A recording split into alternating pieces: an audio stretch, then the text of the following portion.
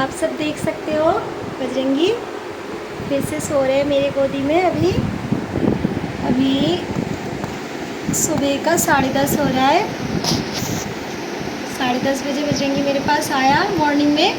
आज संडे है तो बजरंगी जी सो गए। मेरा भी सारा काम हो गया था तो मैंने सोचा जब ये सो रहा है तो आज क्यों ना बजरंगी को भागवत गीता की दूसरी अध्याय सुना दूँ। तो आज मैं बजरंगी जी को भागवत गीता की दूसरी अध्याय सुनाने वाली हूँ।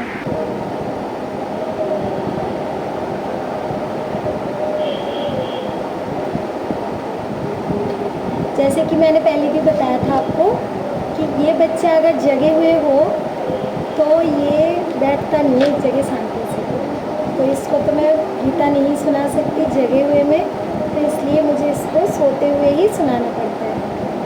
तो पहला अध्याय मैंने पहले ही सुना दिया था। आज मैं बजरंगी जी को दूसरी अध्याय सुनाऊंगी।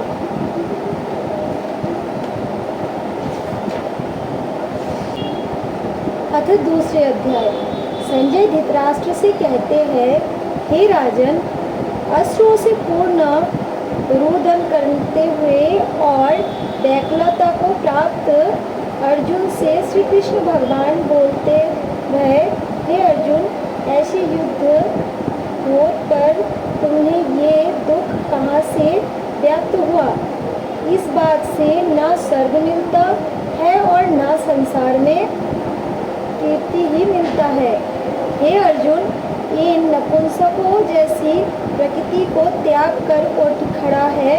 अर्जुन बोला, हे मधुसूदन, भीष्म और द्रोणाचार्य को पूजने योग्य है, इनकी पूजा कीजिए। इन पर बाणों का प्रहार किस भांति किया जाए?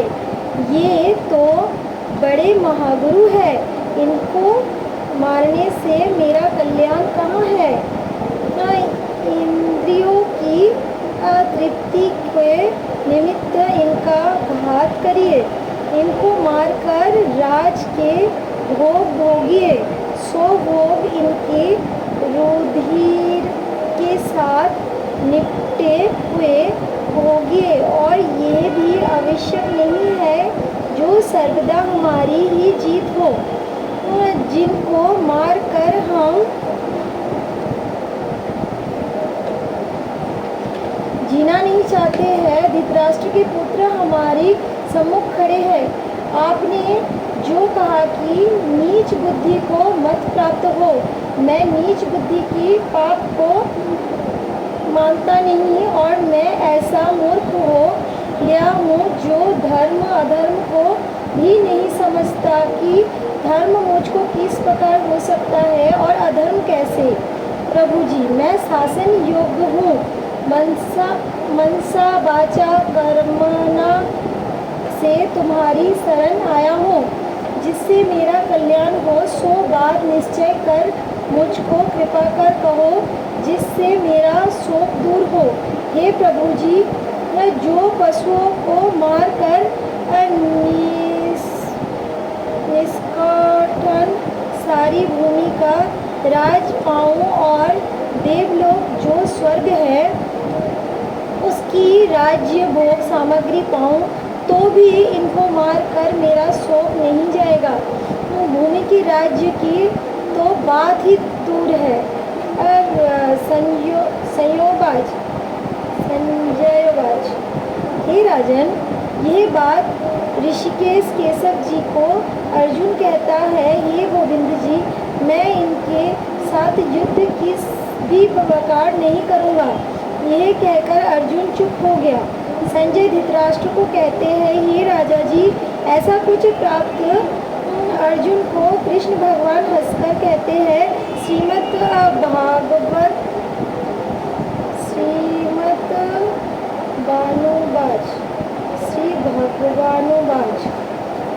भगवानुवाच। हे अर्जुन, जो विवेकी पुरुष है वह किसी वस्तु की चिंता नहीं करते। जिनको मारने की चिंता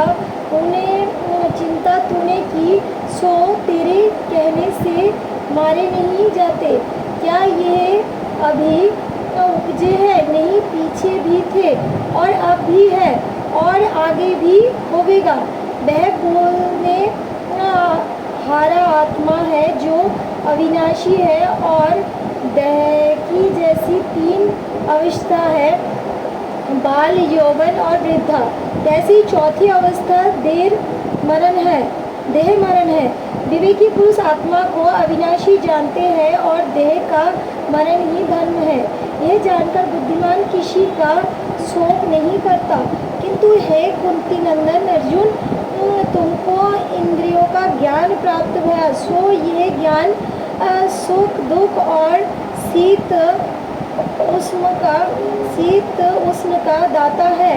इनसे सुख दुख प्राप्त भी होता है और मिट भी जाता है, ये होने वाला है। ये अर्जुन, तू इनको संसार है श्रेष्ठ अर्जुन, जिनको इंद्रियों के सुख और दुख अपनी निश्चलता से चलायमान न कर सके हैं, उन्हीं पुरुषों के अमृत पान किया है, सोई पुरुष अमर हुए हैं। हे अर्जुन, यह तो समस्त देह में आत्मा व्यापी है, तिसके तो अविनाशी ज्ञान यह किसी के कहने में मारा नहीं जाता। शरीर उपजते भी है और विनाश भी होते हैं, और आत्मा नित्य अमर है। फिर कैसा निराहार है, कुछ खाता पीता नहीं और आत्मा की मर्यादा भी नहीं। युद्ध करके कोई कहे कि अमुक को मैंने मारा है या अमुक ने मुझे मारा है, सो वह दोनों कुछ नहीं समझते, ना ही मेरा और ना ही किसी ने मारा है। परमात्मा कैसा है, अभी जन्माता है नहीं और मरता भी नहीं है, और ये भी नहीं जो कभी होता है, कभी नहीं भी होता है। आत्मा अजर है, जन्म मरण से रहित है, नित्य अविनाशी है, शाश्वत है, वो पुरातन है और किसी के कहे से मारा भी नहीं जाता।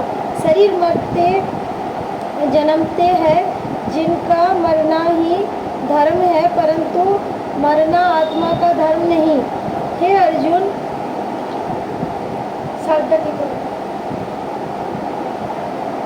जिन्होंने ऐसा अविनाशी आत्मा को नहीं पहचाना, वही पुरुष कहते हैं कि किसी को हमने मारा या अमुक ने हमें मारा। देह और आत्मा का संयोग अर्थात इकट्ठा होना किस भांति है, सुन। जैसे पुराना वस्त्र उतारा और नया पहन लिया, इस भांति आत्मा पुरातन देह छोड़कर नए देह को धारण कर लेता है। फिर आत्मा कैसी है, शस्त्र से यह काटा नहीं जाता, अग्नि से जलाया नहीं जा सकता और जल से डुबाया नहीं, पवन से सूखता नहीं है। आत्मा छेदने काटने से रहित, जलने डूबने और सूखने से रहित है, अविनाशी है, सर्वव्यापी है, सर्व देहों में भरपूर भी है। इसी से निश्चय कहा जाता है